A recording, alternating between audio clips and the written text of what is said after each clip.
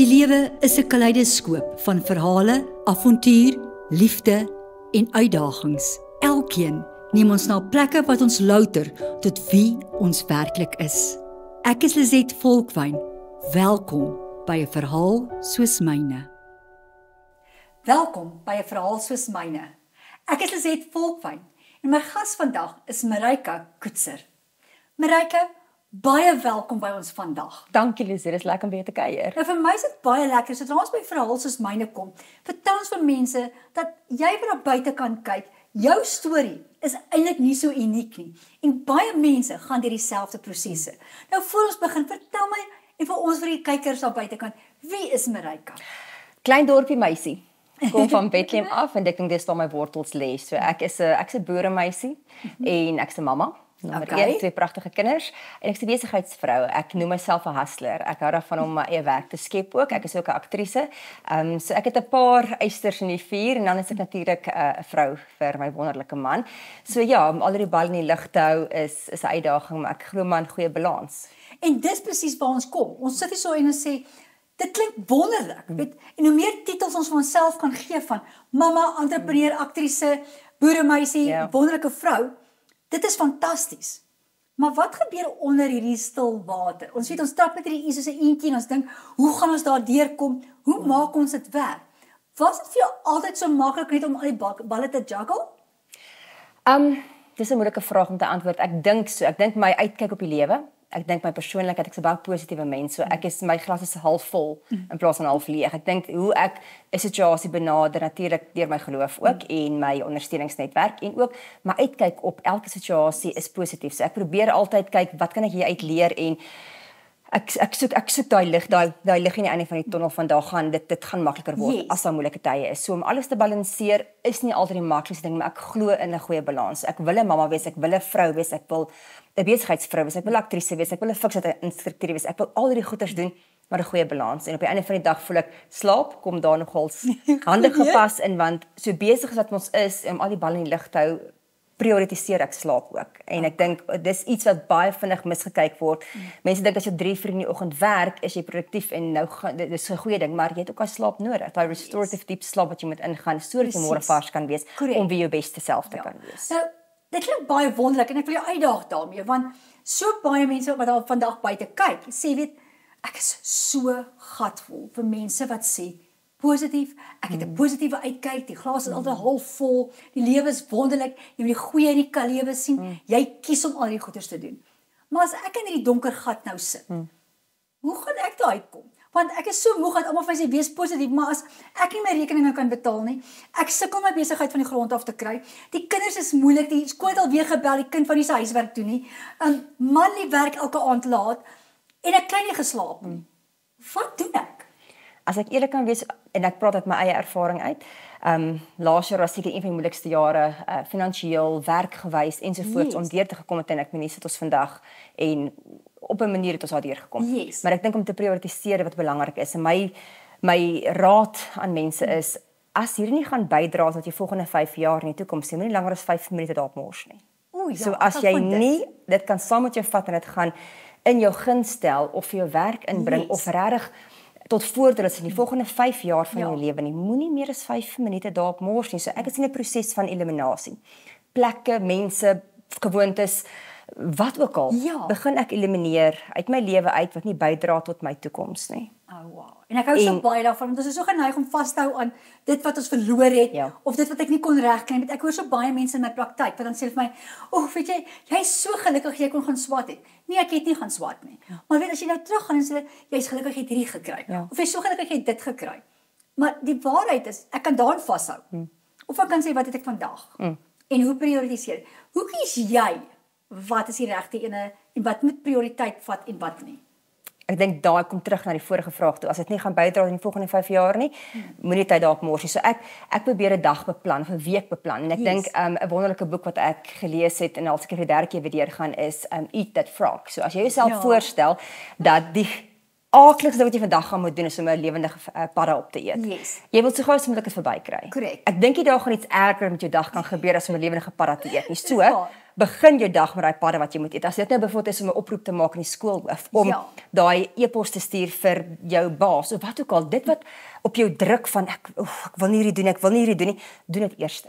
Okay. En hou dagboek en vind jou manier om jou dag so te uit te beplan soos A1 beteken hierdie moet ek heel eers doen. Correct. A2 dis tweede belangrikste. Maar as jy by jou B's kom, dis of goeders wat tot kan oordra na môre toe of jy kan dit delegeer. Okay. En laat iemand anders dit vir jou doen. Presies. En dit het my baie gehelp om meer produktief te wees. Ek hou daarvan om te skep en my eie werk te skep en te skryf, maar dan sit al die bal in die lug en waarby gaan ek? Dan voel ek by 'n van die dag ek het niks gedoen nie want ek doen bietjie van dit, ek doen bietjie van dit, doen bietjie van dit, maar op die einde van die dag het ek niks gedoen nie. Yes. So ek moes begin prioritiseer van wat gaan nou vir my inkomste inbring? Presies. Wat gaan my bas aan die einde van hierdie maand? Yes. So kom ons gee daaraan aandag. Wat gaan miskien in die volgende 5 jaar vir my geld inbring of vir my finansiëel van toepassing wees? Dit kan miskien oordra na môre toe. Maar vandag moet ek sorg dat ek die belangrikste eers doen. Presies. En dit is waar jy moet gaan. En ons is so geneig om te sê maar en ek sê altyd procrastination. Ons is so lief om te sê ek weet ek wil al die goeders doen, maar kom ons gaan speel gou vir nog 'n game op jou foon. Is dit gemerk in jou dagboek A1, A2 waar lê hy? Korrek, presies. En ons is so geneig om vinnig te sê ja, ek kan môre ook met hierdie ou praat want ek voel nie so gemaklik vandag nie. Precies. Of ek is nie oppriek om hierdie oproep te maak nie, but we have to. Maar baie mense het nie daai selfdissipline nie. Wat het jy in jou lewe al ervaar wat jy gesê het, weet jy wat, ek moes nou dissipline toepas om hierdeur te trek? Wat het jou kop skuif laat maak? Ek dink dit is wendig so hard te kop skuif, maar ek dink dis as jy besef jy moet vir jouself begin werk skep in die industrie wat ek is as akteur, is jy afhanklik van iemand anders en ek hou nie daarvan om afhanklik te wees van iemand anders nie. So ek moes diep gaan dink en besef as ek nie vir myself gaan werk skep nie, ek's 'n baie onafhanklike vrou. Ek hou daarvan om my eie geld te verdien. Ek wil nie my man of my ouers se oë kyk om na my te kyk nie, ek's my eie mens. En ek dink om te gaan sit en te gaan besluit wat is regtig 'n kwaliteit lewe wat ek nastreef. Yes. Ek gaan vir myself moet iets create, ja, ek moet skep want ek glo ek's alleenlik verantwoordelik vir my eie geluk.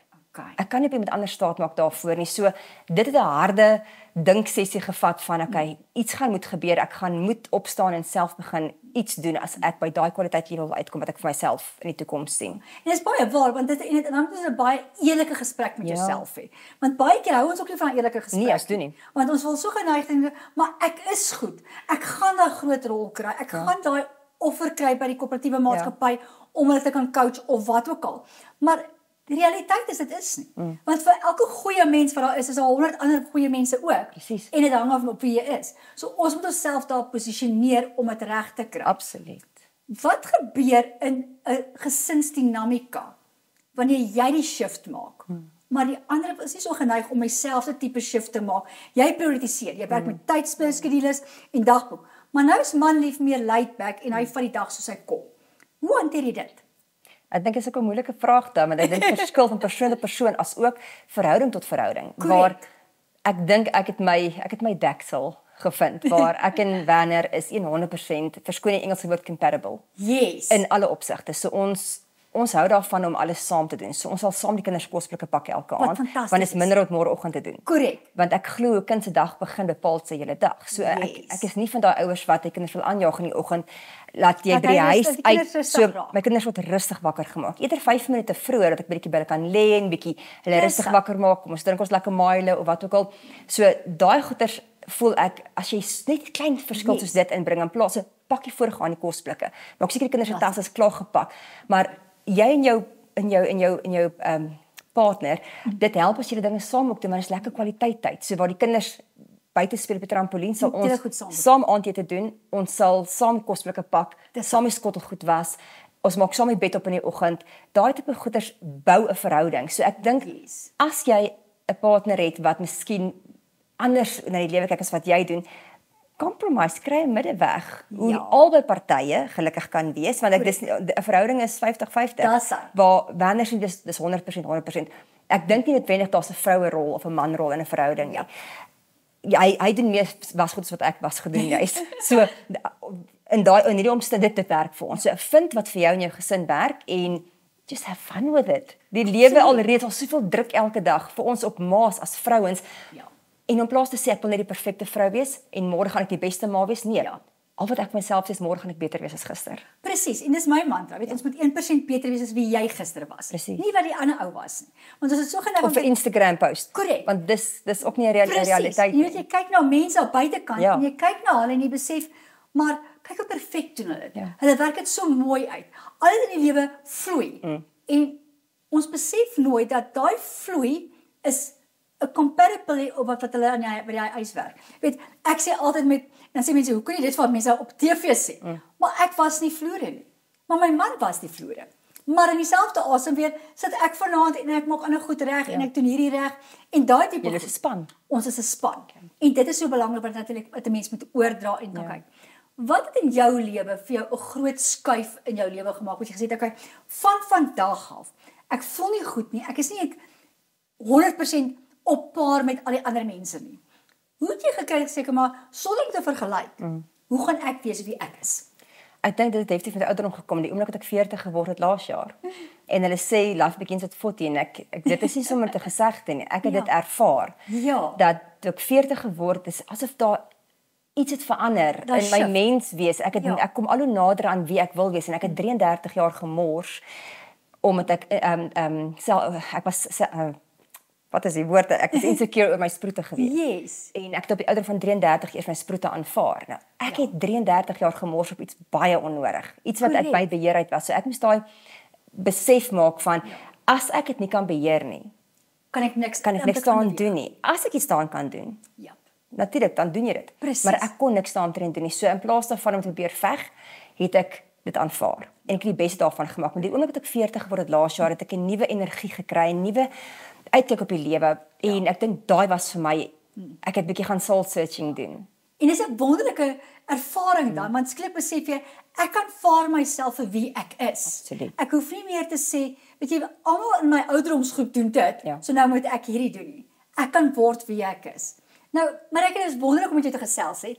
Wat 'n boodskap gaan jy vandag vir ons kykers kan gee om te sê, as jy na my verhaal kyk, moenie net dit volg stap vir stap nie, maar leer uit hierdie. Dis die boodskap wat ek vir jou wil gee. Definitief om terug te kom na as dit in jou 5-jaar plan is wat vir jou gaan vir jou toekoms positief maak nie, moenie langer as 5 minute daarop mors nie. Gebruik jou tyd produktief en al beteken dit jy sit op die bank saam met jou gesin en kyk 'n fliek. Ons het net een lewe. Ja. Ek wil die beste weergawe daarvan maak en elke dag sê ek vir myself, vandag my laaste dag is op die aarde, wat gaan ek doen vandag? Gaan dit net oor werk gaan of gaan ek vandag 'n bietjie kwaliteit uit my gesin spandeer? Die telefoon omdraai, wegsit en 'n puzzle bou saam met my dogtertjie of trampolienspring saam met my kinders. Waar. So dit is iets wat ek voel amper belangrik is, want wat kan jy saamvat eendag as ons hemel toe gaan of na hierna? Niks nie. So kwaliteit tyd is vir my soveel belangriker met die mense wat jy vir lief is. So doen wat jy moet doen om te kan survive en die einde van die maand jou rekening kan betaal, maar sien ook die klein goedjies in die lewe. Stop en ryk daai blommetjie by jou kind se kleuterskoolpad na 'n klaskamer toe. En dis wat ek doen. Marika, ons het nou klaar gepraat oor al jou baie hoedings. Maar vertel my van jou besighede, want ons weet nou jy's 'n aktrise. Ons weet jy's nou 'n ma en daai tipe goed. Maar wat presies doen jy in besigheid? Ek is internasionaal gekwalifiseer as 'n slaapterapeut. So ek werk met families reg oor die wêreld met hulle kinders, van pasgebore babatjies tot omtrent 6-jarige ouderdom kinders wat enigstens slaapprobleme het of wat van dag 1 af dinge wil reg doen om hulle kind te leer om goed te slaap. So ek is internasionaal gekwalifiseer soos ek genoem het en ek het 'n passie vir die wetenskap van slaap. So ek dink ook wat met ouderdom gekom het, ek weier om op 40 op te hou leer. So ek wil hierdie jaar verder studeer met die volwasse slaap en ek studeer die onderbewuslike brein. En daar's soveel nuwe kennis wat ek elke dag wil opdoen, maar my kwalifikasies is onderwyseres en die slaap wat ek doen en ek is ook in die fiksheids bedryf. So ek het 'n app vir vrouens geskryf 'n jaar terug en dit is spesifiek vir fiksheidsoefeninge by jou huis vir die vrouens wat nie lus is of tyd het om gym toe te gaan nie. Som in jou pyjamas voor die TV saam te oefen. Ek het so 'n paar maande terug het ek 'n 40-dag uitdaging vir vrouens. Ja. So 101 vrouens reg oor die wêreld wat die uitdaging gedoen vir 40 dae, net so vir Desember vakansie. Wonderlik om vir die regte lyf te hê vir dit. En ek dink is 'n holistiese benadering ook dat jy reg eet, lekker oefen, maar 'n goeie balans vind ook en om 'n leefstyl te maak. Ek glo nie aan 'n quick fix nie. Ek glo nie aan jy moet net vir die volgende 40 dae dit doen en daarna kan jy weer terug aan ou gewoontes doen. Maak dit 'n leefstyl. Presies. Want ek en my gesin ons inkorporeer hierdie fiksheid leefstyl. My kinders eet wat ons eet, hulle kosblikke reflekteer 'n gesonde leefstyl. Hulle oefen saam met ons. En dis as die hele gesin dit doen, is soveel lekkerder. Want ek werk baie keer met vrouens wat sê maar my man en kinders eet nie wat ek eet nie, want en dit maak dit baie moeilik. Maak saam kos. Maak dit kos interessant. Dit hoef nie bland te wees sonder spices nie. Maak dit lekker. Die lewe moet lekker wees. Daar's genoeg druk op ons. Maak die lewe lekker. Ek dink aan gesondheidskos en ek kan die opgekookte stukkie hoender opgekookte wat en ek gaan dit nie doen nie. Ek sien my koeksuster eet. Maar kom ons gesels oor die slaap want dit is vir my baie interessant. Ons is so geneig om te sê okay, babatjie slaap. Ons sê altyd dis normaal. Dit is normaal om nie te slaap nie. Ek spesifiek in my geval, my kleinseun is autisties. So hy slaap bitter min. Hoe gaan jy so iets benader? Hoe hanteer jy kinders wat nie slaap nie? Ja. Ek dink dit kom terug na die grondslag toe. Dit is net 'n vaardigheid wat geleer moet word. Slaap is 'n biologiese mensereg en die oomblik wat jy 'n ouer word, sê baie mense of jou familie vir die volgende 2 jaar gaan jy nie slaap nie, dis normaal. Nee, dit is nie.